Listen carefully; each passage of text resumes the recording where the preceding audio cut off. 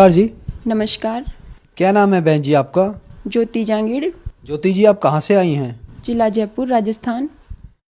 संत रामपाल जी महाराज से नाम दीक्षा आपने कब ली? मार्च 2013 को। संत रामपाल जी महाराज से नाम दीक्षा लेने से पहले क्या आप कोई भक्ति साधना भी करती थी? जी हाँ, मैं हिंदू धर्म में जो भी साधना हुआ करती थी वही सब किया करती थी। नवरात्रि के व्रत रखा करती थी, श्री कृष्ण जन्माष्टमी की व्रत रखा करती थी, 16 सोमवार के व्रत किया करती थी और श्याम जी में मेरी बहुत श्रद्धा थी। तो फिर संत रामपाल जी महाराज की शरण में आप कैसे आई? संत रामपाल जी महाराज की शरण में आने का सबसे बड़ा कारण, मुझे एक भयंकर रोग था। मुझे 2013 में टाइफाइड हो गया था। इसके बाद फेफड़े ख़राब हो गए थे, लंग्स ख़राब हो गए थे, रोग ज़्यादा बढ़ गया और मैंने डॉक्टर्स के पास सलाह ली।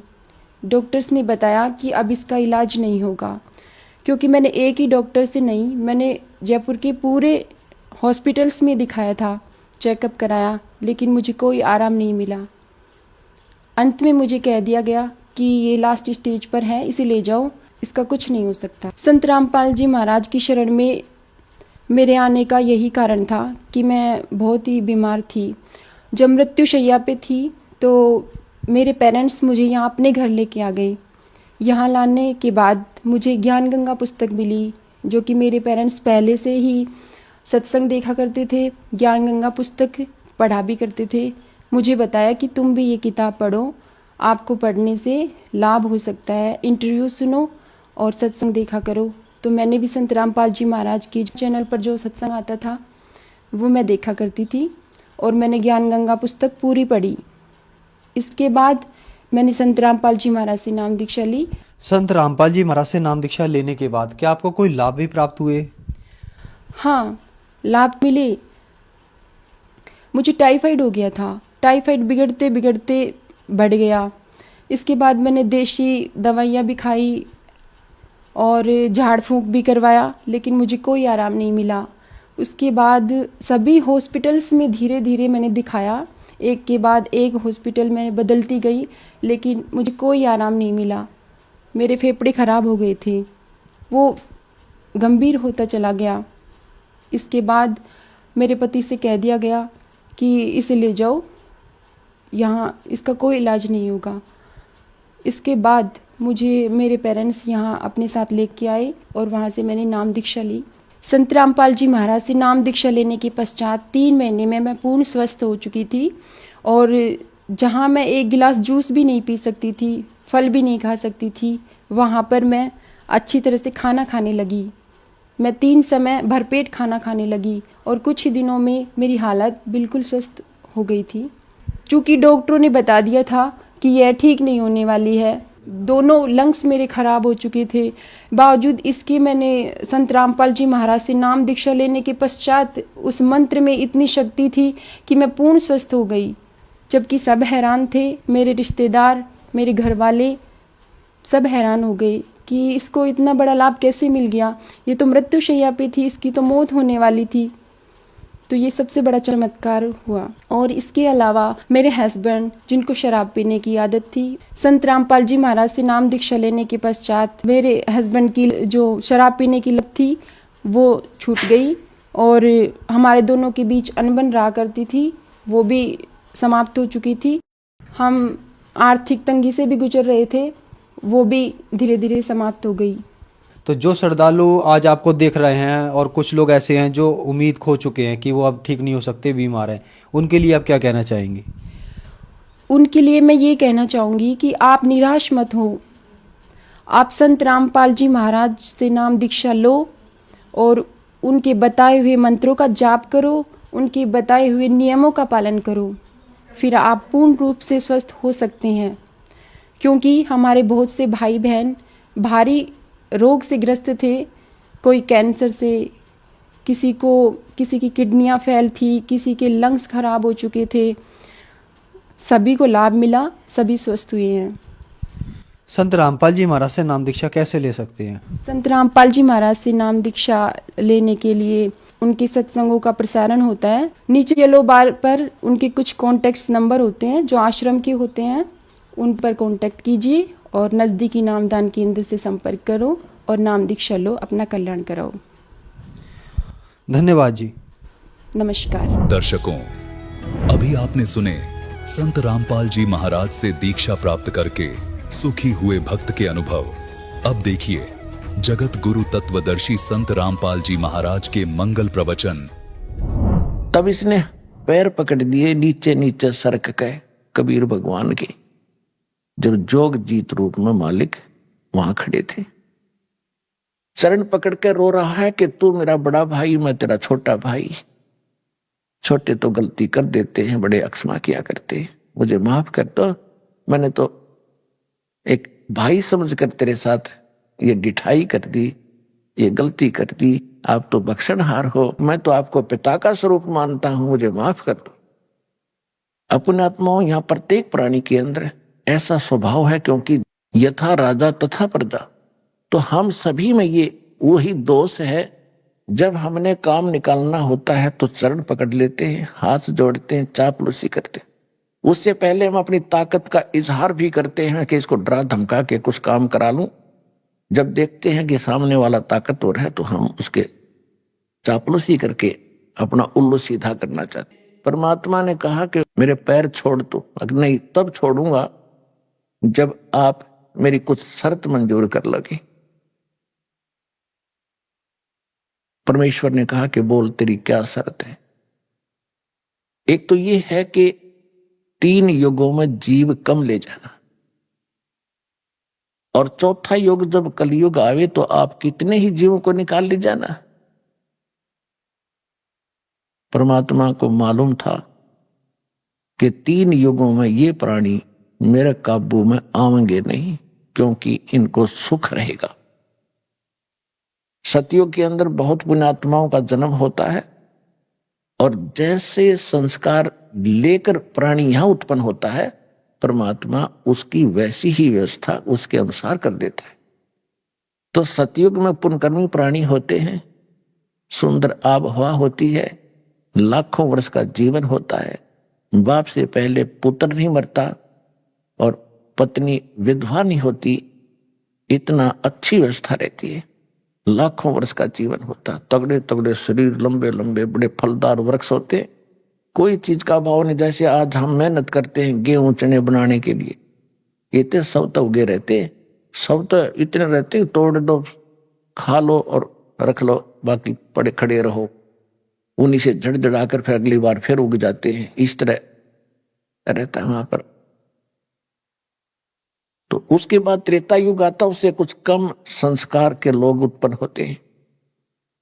द्वापर में फिर उनसे भी कुछ कम अच्छे किस्मत के होते, लेकिन दुख फिर भी कम होता है। जब तक इस प्राणी को दुख नहीं होता तब तक ये भगवान याद नहीं करता, कोरी बकवाद याद करता है। ये ऐसा स्वभाव बन गया। तो परमात्मा को मालूम था कि 3 युगों में ये पार नहीं होंगे, ये सुनेंगे भी नहीं मेरी बात। फिर चौथे युग में परमात्मा ने कहा ठीक है अभी तेरी ये शर्त मैंने मंजूर कर ली।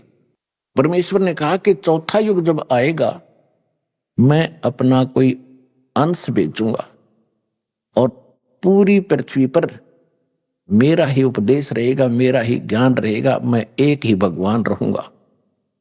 तब इसने सोचा यह तो बात बिगाड़ेगा। तो काल ने कहा कि एक शर्त मेरी और है भगवान, कि पहले मेरे प्रचारक जावें, आपका बाद में आवे। परमात्मा बोले चल ठीक है, ये भी तेरी स्वीकार कर ले। इसने इस प्रकार कई शर्त परमात्मा से रखी, दाता ने इसकी वो सब स्वीकार कर ली। फिर इसने लास्ट में ये कहा कि मुझे वो मंत्र बता दो जिससे तेरे हंस पार होंगे। तीसरी शर्त यह रखी थी कि आप जोर जबरदस्ती ना करना भगवान, नीचे जाओ तो जोर जबरदस्ती करके उनको दीक्षा ना देना, आप अपना ज्ञान देना। आपके ज्ञान को कोई स्वीकार करे तो वो आपका हो, आपके ज्ञान को स्वीकार ना करे वो मेरा हो। ये तो मालिक को पता था कि जब तक इनको ज्ञान ही नहीं होगा तो ये मेरे कैसे हो सकते।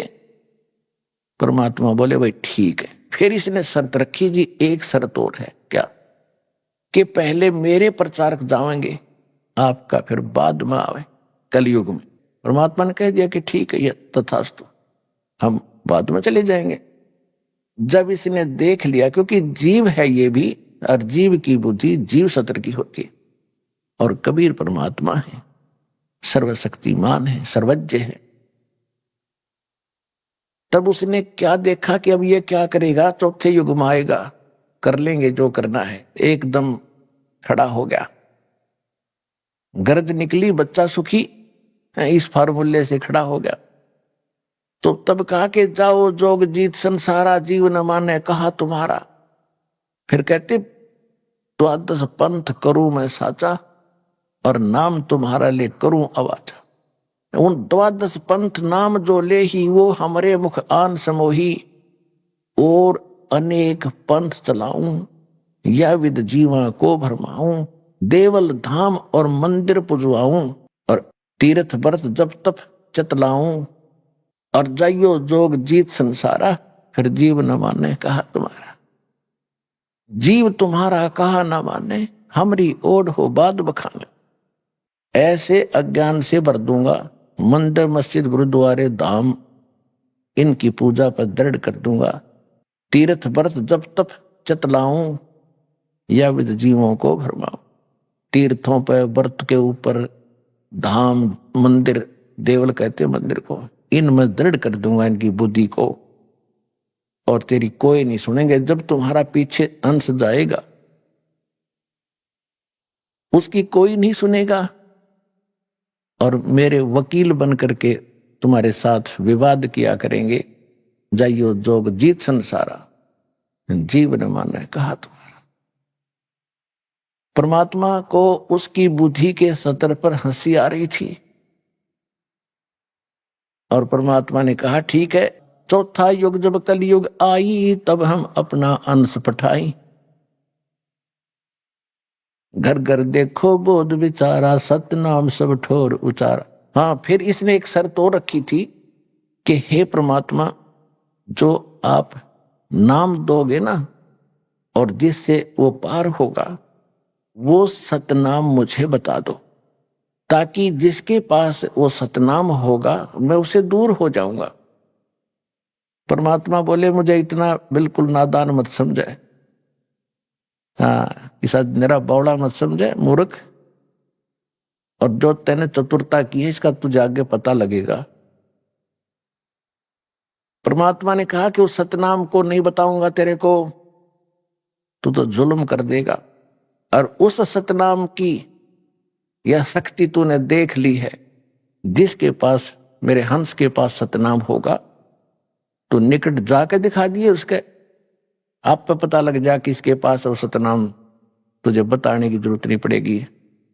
वह सतनाम ऐसा होगा जैसे मैंने सतनाम का सिमरण किया तो पताल में जाके गिरा था। और जिस हंस के पास ये सतनाम होगा, को छेड़ कर दिखा दियो मेरे बच्चे को। तो क्या कहा कि चौथा युग जब कलयुग आई, तब हम अपना अंश पठाई। घर घर देखो बोध विचारा, सतनाम सब ठोर उचारा। सतनाम सुना सुना था इन राधा स्वामी वालों से। इन राधा स्वामी वालों ने सतनाम के कैख का पता नहीं, ये खान का है कि पीने का है, ये कोई सतलोक है या कोई स्थान है या कोई नाम है या भगवान है। ऐसे बच्चों जैसी व्याख्यान की सुनकर पढ़कर देखो इनके महापुरुषों की पुस्तकें। वो संत मत प्रकाश भाग 1, 2, 3, 4 नरेडंगे पर रखे इन्होंने। वही सतनाम, वही सचखंड, वही सतलोक, वही सारनाम, वही सत्सबद, हर वही असली राम, वही हमारी सतनाम, हमारी जात। सतनाम ये 2 अक्षर का होता है, और इसकी आज तक छींट नहीं लगने दी। हाँ, परमात्मा जब आए, उन महापुरुषों से मिले, उनको सतनाम दिया था, लेकिन उनको प्रतिज्ञा दिला दी थी कि इसका जिक्र ना करना, नहीं तो नाश हो जाएगा बने बनाए हमारे सारे मिशन का। तो जिन महापुरुषों से मालिक मिले, उस सतनाम उनको दिया, उनसे प्रतिज्ञा दिला दी थी, धर्मदास मेरी लाख दुहाई, ये मूल ज्ञान दास बता रहा है, ये न कबीर पंथियों के पास है। और ये मूल नाम के अंदर कंप्लीट कोर्स आता है। कंप्लीट कोर्स जो प्रथम 7 मंत्र, दूसरा 2 अक्षर का सतनाम और फिर एक सार नाम, ये है मूल नाम। और जो दास आपको ज्ञान बता रहा है सृष्टि रचना आदि, सृष्टि रचना का जो विशेष कुछ ऐसा अंश है जो आपको किसी ग्रंथ में नहीं मिलेगा, कबीर पंथ के कबीर सागर में भी नहीं मिलेगा, क्योंकि उसमें काफी अंश निकाल दिए गए थे। परमात्मा ने कहा था कि वो मूल ज्ञान और मूल नाम छुपा के रखना। कब तक? कलयुग बीते 5500 पाचा, तब ये वचन मेरा होगा साचा। कलयुग बीत जावे जब एता, तब सभी प्राणी परम पुरुष पद चेता। कि जब 5500 वर्ष कलयुग बीतेगा, उस समय कबीर परमात्मा के ज्ञान की चर्चा जुबान जुबान पर घर घर होगी। अब आप देख रहे हो जितने भी बच्चे हैं परमात्मा की शरण में आए गए हैं, किसी के घर पर मोबाइल चल रहा है, किसी के घर पर कोई टीवी में सीडी लगा रखी है और आरती हो रही है, सिमरन चल रहा है। जहां जहां भी आप जाते हो, क्योंकि हमारा मार्ग ऐसा है कि जब भी आप सफर कर रहे हो तो भक्ति करनी है। जैसे आप यहाँ से जाते हो, यहाँ के लिए आते हो, ट्रेन में आते हो, बसों में आते हो, अपनी गाड़ियों में आते हो, तो रास्ते में अवश्य सिमरन करते हो। कोई सुबह का समय हो गया, सुबह की आरती को, दोपहर की, फिर शाम की, दिन में मंत्र। तो इस तरह ये पूरे वातावरण में ये परमात्मा की यथार्थ भक्ति है, ऐसी फैल रही है, ये पूरे विश्व में जा रही है। और अभी तक विश्व के अंदर ये गाने बजाने, बकवाद, चर्चा और ये जो निंदा चुगली, इस तरह की बातें, जो विचार विमर्श होते हैं, वायुमंडल में घूमते रहते, शब्द खंड नहीं होता। और अब ये वचन चलेंगे परमात्मा की सचवाणी के, और सिमरन करने से आपको तो ताकत आती ही है। वो जो बाहर निकलता है एक मंत्र, उपदेशी पूर्ण संत से लेकर फिर जाप करते हो, बाहर निकालते हो, तो वातावरण में फैलता है। तो इस प्रकार ये सारे मालिक की वाणी चलती है। तो ये वो जो वचन पहले समाज में घर कर चुके हैं, सबके दिमाग बदले हुए हैं, माया की जोड़ तोड़ में लगे हुए हैं, उनके अंदर फिर कुछ संतोष आने लगेगा। जो पुराने विचार हैं उनको इसमें ऐसी ताकत, जैसे आप देखते हो गंदी हवा ऊपर उठ जाती है, शुद्ध हवा नीचे आ जाती है। तो परमात्मा के जो वचन ज्ञान आप सुन रहे हो, टीवी पर सुन रहे हो, चिप में सुन रहे हो, मोबाइल से, तो मेमोरी कार्ड से चला रहे हो, या वैसे अपना सांस का सिमरन कर, तो ये शुद्ध यथार्थ भक्ति है। ये वातावरण में नीचे नीचे रह जाएगी। और जो ये पहले की बकवादें हैं, जो लड़ाई झगड़े घर घर में हो रहे हैं, आपस में लड़ते रहते हैं, तो ये सारे समाज में घूम रहे, तो सबके माइंड पर टकरा कर वो सबको ऐसे बेचैनी पैदा कर रही है। अब धीरे धीरे सब में शांति आएगी और वो जो पहले वाले विचार ऊपर उठ जाएंगे, वो आपको अफेक्ट करने की रेंज में नहीं रहेंगे। एक उदाहरण सुनाता हूं आपको। एक साधु संत अपनी किसी शिष्या के घर चला गया। उस माई के घर पे उसकी बहन आई हुई थी और उसकी बहन की लड़की विधवा हो चुकी थी। और उस संत के साथ 2-4 भक्त और भी साधु थे। उन सब ने वहां पहुंच गए तो उसकी जो शिष्या थी उस संत की, उसने अपनी बहन का सहयोग लिया खाना बनाने में, कि बहन खाना बना, कई भक्त आ गए हैं, महात्मा जी आए हैं। तो जब उन्होंने खाना खा लिया, शाम ने वह सो गए, तो सारी रात वो संत बैठा रहा। ऐसा सपना आया उसको कि जैसे मेरी बेटी विधवा होगी। हे भगवान, छोटे छोटे बच्चे हैं, इसका क्या होगा, ये कैसे जीवन निर्वाह करेगी, मेरी तो भोली भाली बेटी है, ये कैसे जिएगी। ऐसा करता करता इतना बेचैन होकर वो उठा तो काफी चिंतित था कि क्या हुआ। सपने में मैं कभी ये बात भी नहीं करता, कभी चर्चा भी नहीं चलती, ये आया तो आया कैसे सपना। तो उसने उठकर अपने गुरुजी से बताया। तो गुरुजी ने कहा मैं बताता हूं ये क्यों आ गया सपना। उसने वो अपनी शिष्या बुलाई कि बेटी ये खाना किसने बनाया था आज रात का? कि मेरी बहन ने बनाया था गुरुजी। क्या तेरी बहन को कोई ऐसी दुर्घटना घटी है उसके घर पे, कोई ऐसी घटना घटी है, कोई दुख है उसको, हाँ जी बहुत भारी दुख है उसको। उसकी बेटी विधवा होगी अभी 1 महीना पहले और बहुत दुखी रहती है। अब वो बहन खाना बना रही थी और मंदिर से सिमरन वो हो रहा था, मेरी बेटी का क्या होगा, छोटे छोटे बच्चे, हे भगवान कैसे निर्वाह करेगी। अंदर से घड़ी दुखी थी। तो वो खाने में प्रवेश हुआ और वो खाना उसने खाया तो उसमें भी वो उचाटी पैदा कर दी।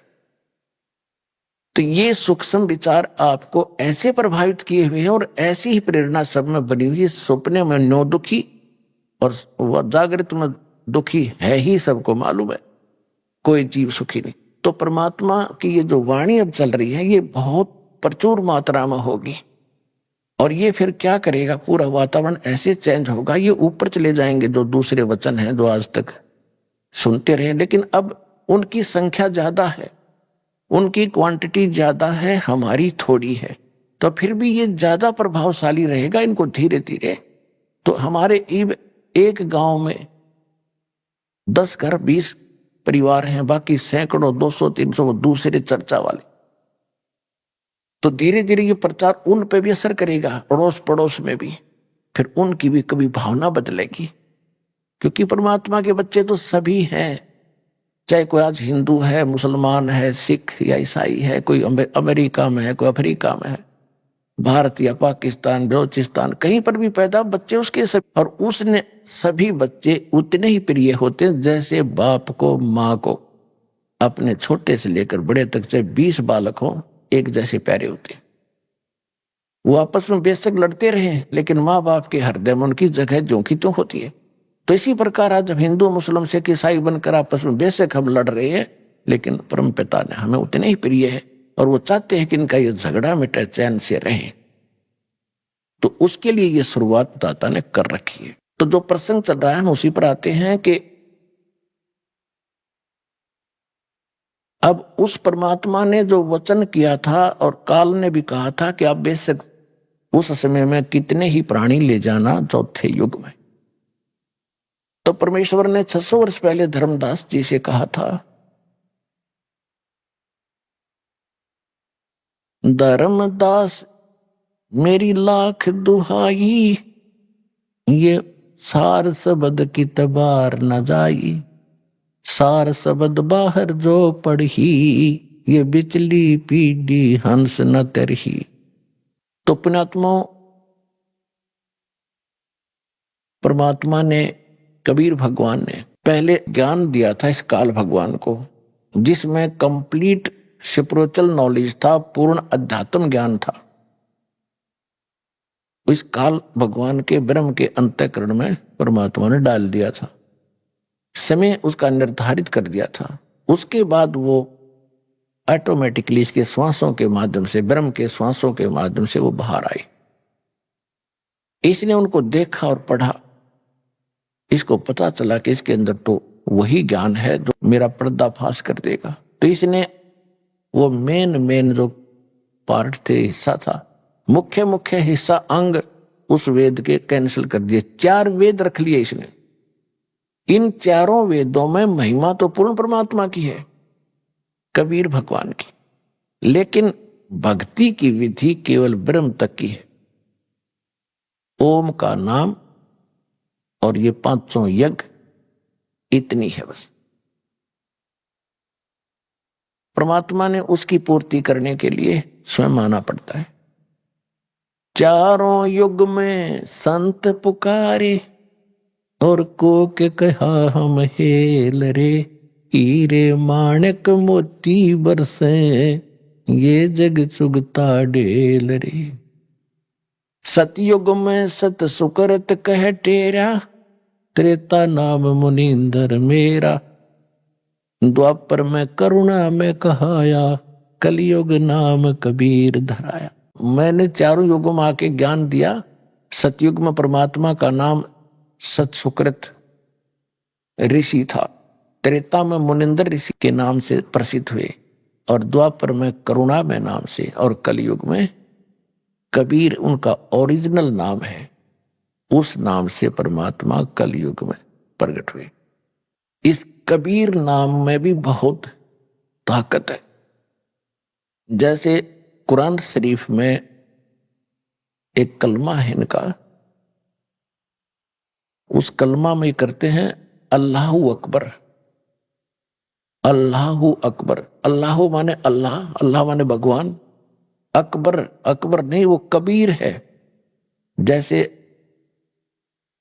अपभ्रंश करके हम उसको अपनी अपनी भाषा में चेंज कर लेते हैं, तो अल्लाह कबीर है, कबीरू है, कबीरन है। तो बोलने का अंतर है ये, और भाषा में अंतर हो जाता है। तो इस प्रकार वो अल्लाह कबीर है, अल्लाह अकबर है। और हजरत मोहम्मद जी को भी परमात्मा स्वयं कबीर जी आकर मिले थे। उसमें तक हजरत मोहम्मद जी का बहुत बोलबाला हो चुका था, काफी शेष हो गए थे, मुसलमान उनके अनुयायी गणे हो गए थे। और उधर से एक जबरील नाम के देवता ने उनको इतना भयभीत करके उसने अपना ज्ञान जो कुरान शरीफ का पढ़ा दिया था। परमात्मा उनको मिले, सतलोक लेकर गए। यह एक मिनी सतलोक है, लेकिन वो नीचे की जो प्रभुता थी वो छूटी नहीं, वापस आ गए। गरीबदास साहिब जी ने परमात्मा की वाणी को यथार्थ चित्रार्थ किया है। उसमें कहा है कि हम मोहम्मद को सतलोक ले गयो, इच्छा रूपी वहां नहीं रहो, उल्ट मोहम्मद महल यानी शरीर में पठाया। गुज बीरज एक कलमा लाया, रोजा बंग नमाज दई रे, बिस्मिल की नहीं बात कही रे। अब मुसलमान भाइयों को भी समझा रहे हैं कि मोहम्मद जी को हम मिले थे, क्योंकि परमात्मा का नियम है कि अच्छी आत्माओं को मिलते हैं, उनको अपने से परिचित कराते हैं। तो एक आधी आत्मा है जो नहीं समझ सके, भगवान को अनुकूल नहीं चल सके।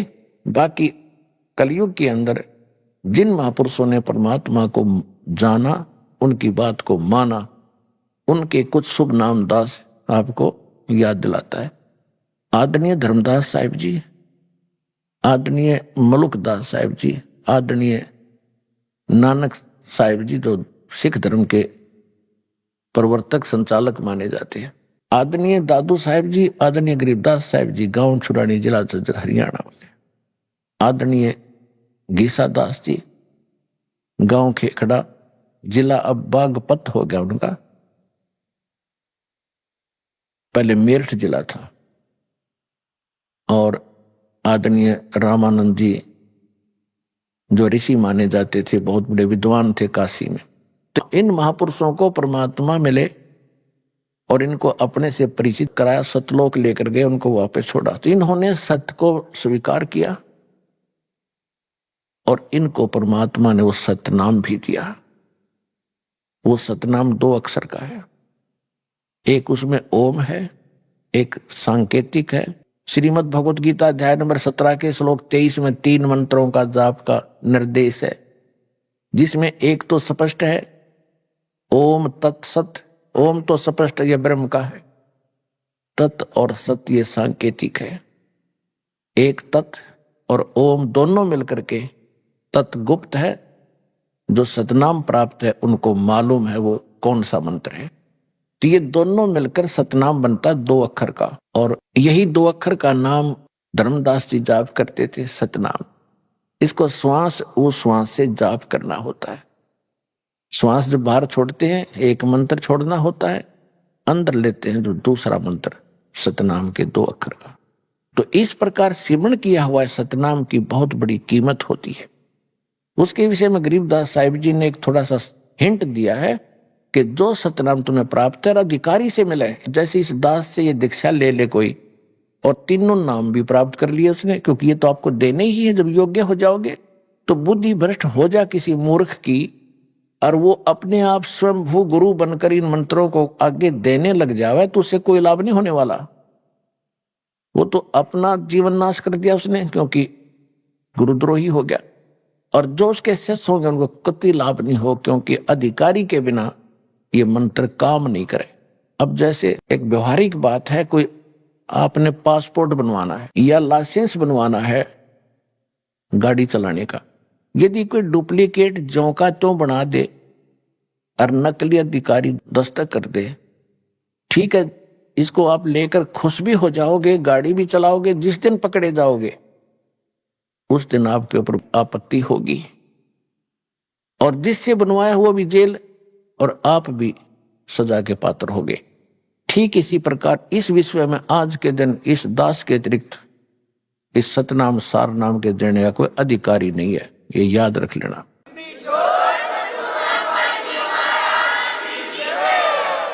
और यदि इस दास से नाम लेकर के कोई स्वयं गुरु बनकर नीच आत्मा ये गलती कर रहा हो, उससे भी बचना है, अन्य समाज को बचाना, झगड़ा नहीं करना, क्योंकि परमात्मा का वचन है उस काल के साथ कि ज्ञान देकर आप अपना बनाना, बाई फोर्स ना करना।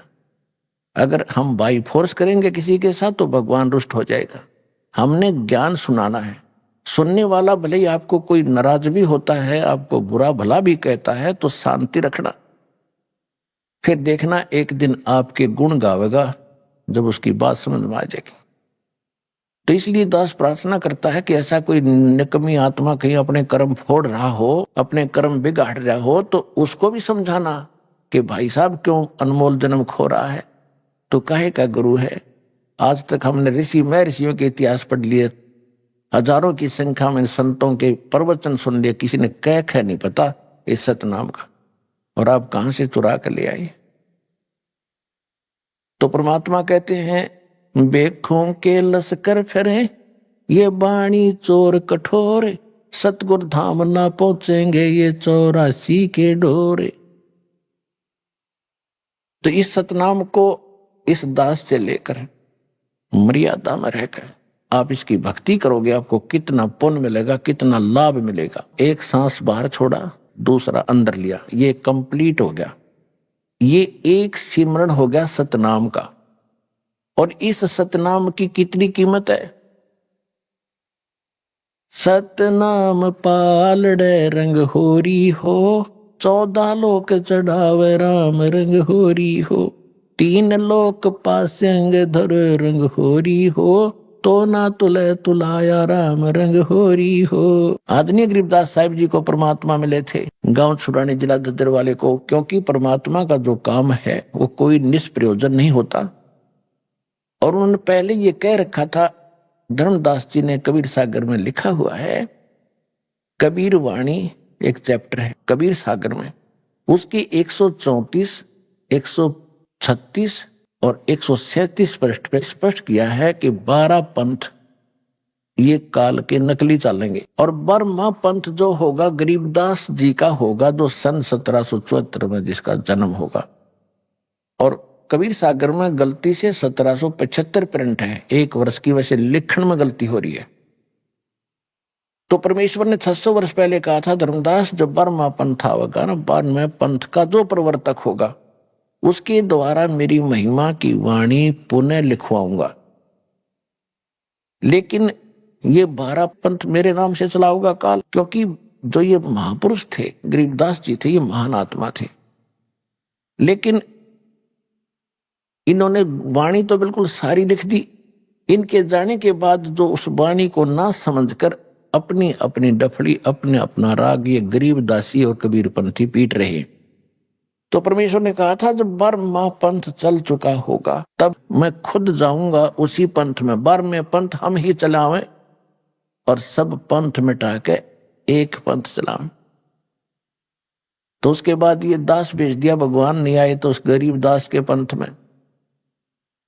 तो इसलिए वो जो वाणी परमात्मा ने कहा था कि 12वें पंथ प्रगट हो वाणी और शब्द हमारे का निर्णय ठानी, और अस्त्र घर का मरम नहीं पावे। कहते हैं 12 पंथ हम ही को धावे और साख हमारी ले जीव समझावे, असंग जन्म ये ठोर नहीं पावे। हमारी इस वाणी को, गरीबदास जी की वाणी को, मेरी वाणी को ये आधार बना के ज्ञान तो दिया करेंगे, लेकिन ये इसके असली रहस्य को ना समझकर असंग जन्म पार नहीं होंगे। फिर 12वें पंथ हम ही चलावे, गरीबदास वाले पंथ में हम आएंगे और सब पंथ मिटा के एक पंथ चलाएंगे। धर्मदास मेरी लाख दुहाई, ये मूल ज्ञान कई बार न जाई, मूल ज्ञान बाहर जो पढ़ी, ये बिचली पीढ़ी हंस न तेरही। ये मूल ज्ञान तब तक छुपाई जब तक द्वादश पंथ ना मिट जाई। परमात्मा ने कहा था कि जो मैं तुझे यथार्थ ज्ञान दे रहा हूं और इसको अभी छुपा के रखना, और जो मूल मंत्र हैं, सार नाम है और ये कंप्लीट कोर्स है, इसको तो छुपा के रखना, किसी को नहीं बताना। यदि तूने इसको सार्वजनिक कर दिया, डिस्क्लोज कर दिया, तो पिछली पीढ़ी के मेरे हंस पार नहीं होंगे, मेरे बच्चे। फिर परमात्मा ने स्पष्ट किया है कि प्रथम चरण कलयुग निर्वाणा और तब मगर मांडो मैदाना। कबीर सागर में, कबीर वाणी चैप्टर में 137 पृष्ठ पर भगवान ने कहा है कि प्रथम चरण कलयुग का वो होगा जब मैं मगर स्थान से सशरीर जाऊंगा। संवत 1575 में, सन 1518 में परमात्मा मगर स्थान से सशरीर सतलोक गए थे। वो था प्रथम चरण, 120 वर्ष लीला करके गए थे। फिर कहा था बिचली पीढ़ी जब आवेगी, सार शब्द बाहर जो पढ़ी, ये बिचली पीढ़ी हंस नहीं तरही। अब बिचली पीढ़ी कहां से शुरू हुई है? कलयुग बीते 5500 पाचा, तब ये वचन मेरा होगा सच्चा। 5500 जब कलयुग बीत जावे, महापुरुष फरमान ये जग तारण को आवे। सन 1997 में ये कलयुग 5505 वर्ष बीत गया। सन 1993 में दास को नाम देने का आदेश मेरे पूज्य गुरुदेव जी से हुआ था, और उसके बाद ये पिछली पीढ़ी अब शुरुआत हो रही है, जिसमें आपका जन्म है।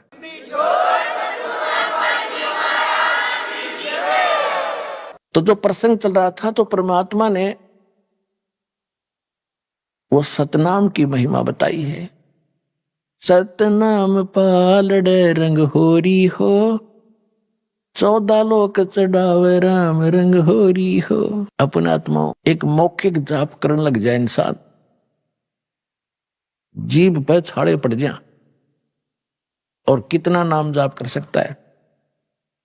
मौखिक जाप 1000 बार, और उसी मंत्र का जाप यदि आप मानसिक करते हो तो वो 1, और उस मंत्र का अगर श्वास से सिमरण किया जाता है, कौन से मंत्र का? जो यथार्थ मंत्र है, अटपट का नहीं, तो उसका मानसिक से भी 1000 गुना ज्यादा लाभ होता है।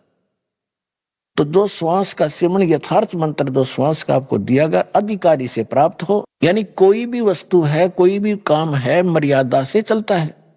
परमात्मा ने भी अपनी मर्यादा बना के छोड़ दी है कि छोटा सा बच्चा गर्भ में होता है, फिर वो बाहर आता है, समय पर बाहर आता है, तो माँ के स्तन में दूध पहुंच जाता है पहले ही, क्योंकि उसके दांत नहीं होते।